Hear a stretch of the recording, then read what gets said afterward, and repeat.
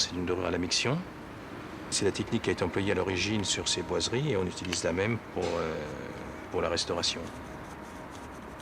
On pose des feuilles d'or sur les parties qui étaient très usées. Et sur les petits blancs que l'on voit ici, on va simplement rattraper à la patine avec un petit peu de gouache et l'aquarelle, parce qu'on retouche vraiment très ponctuellement. On travaille en conservation maximum de dorure, là. Voilà, il y a le courant d'air. Voilà. Oh, la porte est ouverte. Alors là, je coupe la feuille pour prendre juste une petite partie. Voilà. Et on remet sur les parties qui ont été préparées la veille. C'est de la miction, c'est ce qui sert à coller la feuille. C'est une technique de dorure à l'huile sur ces boiseries. Comment s'appelle la brosse que vous utilisez? Ça, c'est une palette à dorer avec en poil de marbre. Alors on prend la feuille de cette façon parce que on ne peut pas la prendre à la main. Elle fait 1 à 2 microns d'épaisseur et ça reste collé au doigt. Et on ne peut pas... C'est la façon de la prendre. On appuie les feuilles pour qu'elles adhèrent bien sur le support. Ce pinceau s'appelle un appuyeux. Et ensuite, bon, on les pousse avec... Voilà. On enlève les petites parties. Comme ça, on a fait la dorure uniquement sur les parties à restaurer. Et ensuite, on va user la feuille, on va rattraper la couleur, la patine. C'est l'intérêt de la restauration de cette boiserie, c'est d'en conserver le maximum. J'ai toujours fait de la restauration, principalement de la restauration pour les musées. On a travaillé sur des boiseries à Versailles, à Carnavalet, mais de cette importance, c'est la première fois.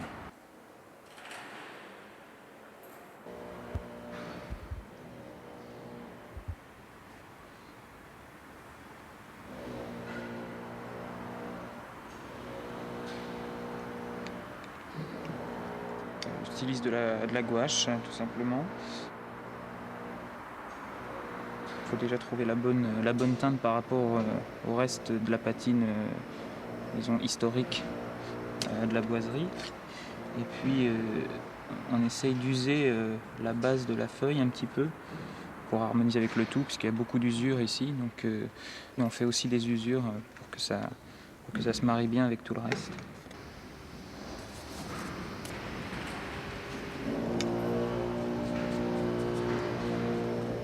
Il y a des endroits où on ne redore pas, mais il y a des usures comme là, où dans ce cas-là, on fait que camoufler. Toujours dans le but d'être un minimum d'intervention.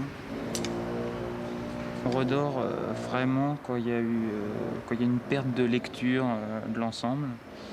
Et sinon, dès que c'est possible, on ne fait que du camouflage sur les parties usées.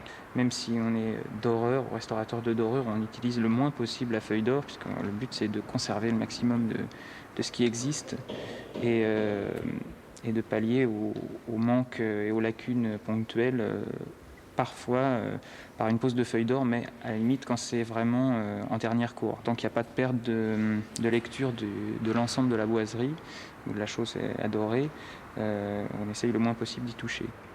On discute entre l'architecte, les restaurateurs et puis aussi le comité scientifique parfois pour voir jusqu'où on va, parce qu'effectivement il y a 1000 façons de restaurer une boiserie comme celle-là, et donc on essaye de se mettre d'accord sur jusqu'où on doit aller, quelle technique utiliser aussi, et donc c'est là qu'il y a beaucoup de discussions pour essayer de trouver ce qu'on doit faire. Toutes les restaurations, toutes les patines que l'on fait sont toujours réversibles. Comme c'est un bâche de gouache ou d'aquarelle, ça, c'est réversible avec un petit coup d'éponge et voilà. Lors d'une prochaine campagne de restauration sur cette boiserie, nos restaurations seront visibles et on verra exactement les endroits où on aura restauré, quoi. Sur la voûte, il y avait des ornements qui étaient tombés ou des grosses lacunes qui ont été reconstituées par l'équipe sculpture. Et donc c'est simplement ces éléments-là qu'on a redorés. Les plus gros éléments, il y a une grande guirlande et puis quelques grosses oves autour des encadrements de tableaux. On est intervenu aussi sur des endroits où il n'y avait plus du tout de dorure. Mais sinon, c'est simplement les reconstitutions qui ont été faites par l'équipe sculpture.